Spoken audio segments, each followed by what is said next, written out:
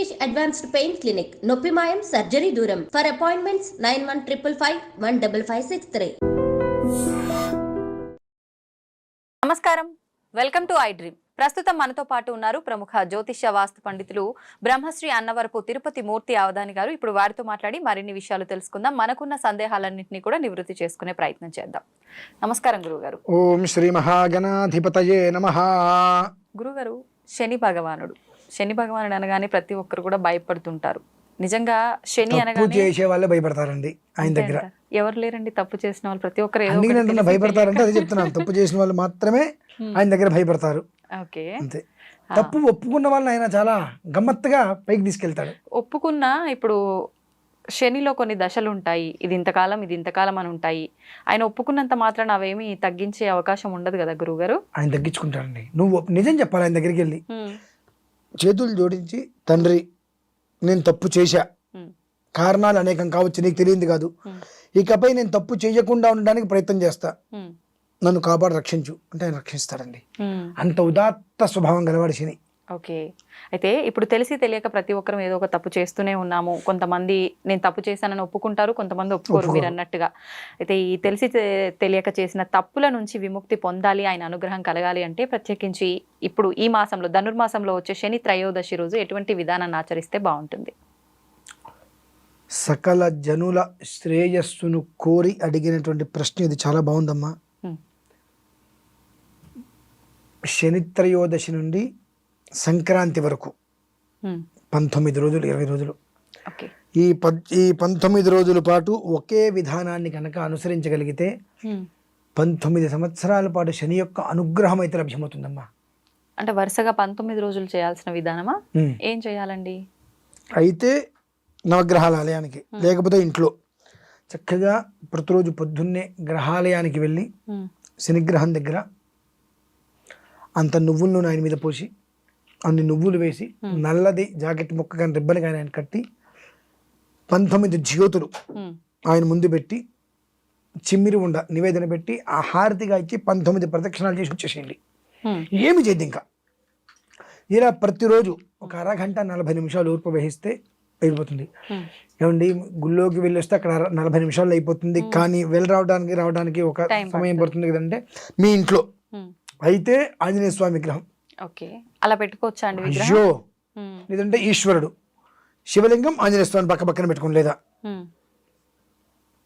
చక్కగా ఈశ్వరుడికి తైలాభిషేకం చేసుకోండి.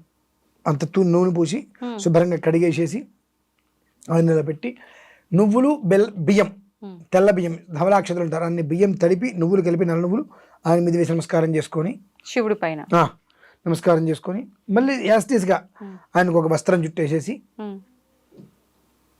చలిమిడో ఏదో ఒకటి ఆయనకి నివేదన పెట్టేసేసి 19 జ్యోతులు హారతి ఇచ్చి ప్రదక్షిణ చేయమనండి. ఇలా కంటిన్యూగా 19 రోజులు, ఎప్పటి వరకు? మకర సంక్రాంతి వరకు చేయగలిగితే వాళ్ళు పడేటువంటి ఆనందం అంతా ఇంత కాదమ్మా. ఎందువల్లనంటే మకరంలోకి రవి ప్రవేశిస్తాడు. మకర కుంభాలకి శని అధిపతి. అయితే శని రవి తండ్రి కొడుకులు, బద్ధ శత్రువులు.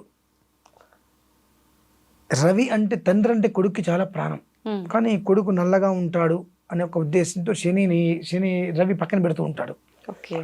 అటువంటిది మకరంలోకి ఈ యొక్క రవి ప్రవేశం, శని ఇంట్లోకి రవి ప్రవేశిస్తాడు. ఆ సమయంలో శని పడే ఆనందం అయితే అంతా ఇంత కదమ్మా. నా తండ్రి నా ఇంటికి వచ్చాడు అని చెప్పి నెల రోజులు ఉంటాడు.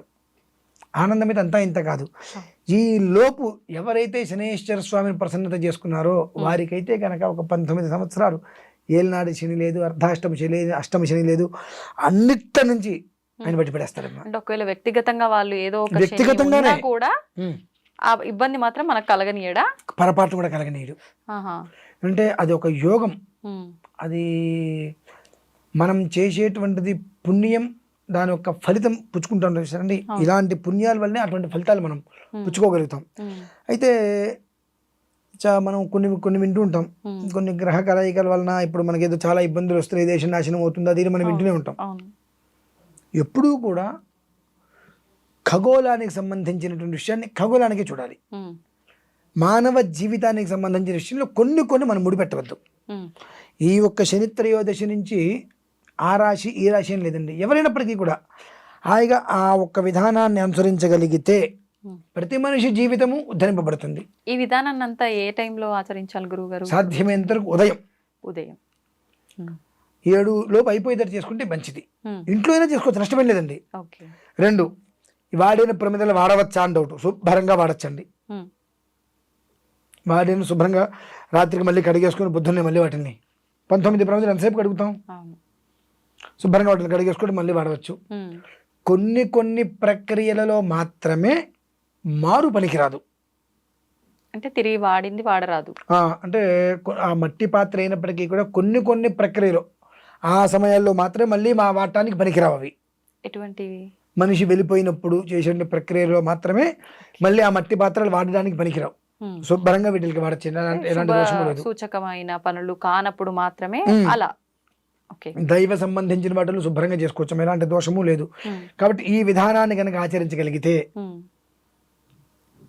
శని అంటే పీడా కాదు, పిశాచము కాదమ్మా. మనిషి జీవితాన్ని అతని అనుగ్రహం కలిగిందా, కనకపు సింహాసనం మీద ఆయన కూర్చోబెట్టేస్తాడు. ఆగ్రహానికి లోనయ్యామా మన బ్రతికి దిక్కు కూడా ఉండదు. ఇంకా ప్రతి క్షణం ఆయన అనుగ్రహమే మనకు కావాలి. ఈ 19 రోజులు చాలా అద్భుతమైనటువంటి ఘడియలు. కాబట్టి ప్రతి ఒక్కరూ నా నీను అనేటువంటిది లేకుండా, నా నక్షత్రం నా రాశి అనేటువంటిది లేకుండా సర్వజనులు ఈ విధానాన్ని అనుసరించినట్లయితే, ఎందుకంటే నేను ఈ 19 రోజుల పాటు మన భారతీయ శంకరపీఠంలో నిర్వర్తిస్తున్నానమ్మా. చక్కగా ప్రతిరోజు విశేషంగా ఈ దీపాలన్నిటితోటి నేను చేస్తున్నా. ఎందుకంటే దానివలన నా పీఠాన్ని నన్ను నమ్ముకున్న వాళ్ళు ఎంతోమంది మంచి సురక్షితంగా ఉంటారు, దానికోసం నేను చేస్తున్నా. అలానే ప్రతి ఇంట్లో ప్రతి ఒక్కరూ ఆ విధానాన్ని అనుసరించినట్లయితే శని సంబంధించినటువంటి సర్వ దోషాల నుంచి బయటపడి శని యొక్క పరిపూర్ణ అనుగ్రహంతో శుచిస్మితంగా శుచిర్భూతులై హాయిగా ఉంటారమ్మా.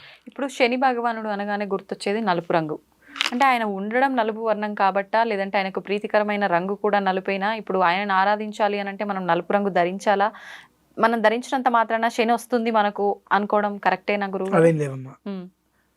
ఇప్పుడు ఈ బట్టలు మనం ఎందుకు ధరిస్తామనంటే, నేను నలుపు రంగు బట్టలు కట్టుకున్నా కాబట్టి నేను దోషం చేయకూడదు, పాపం చేయకూడదు, నేను దీక్షలో ఉన్నా. దీక్ష అన్న ఏదైనా మనస్సుకు ఉండాలి, బట్టలకు కాదు ఉండాల్సింది.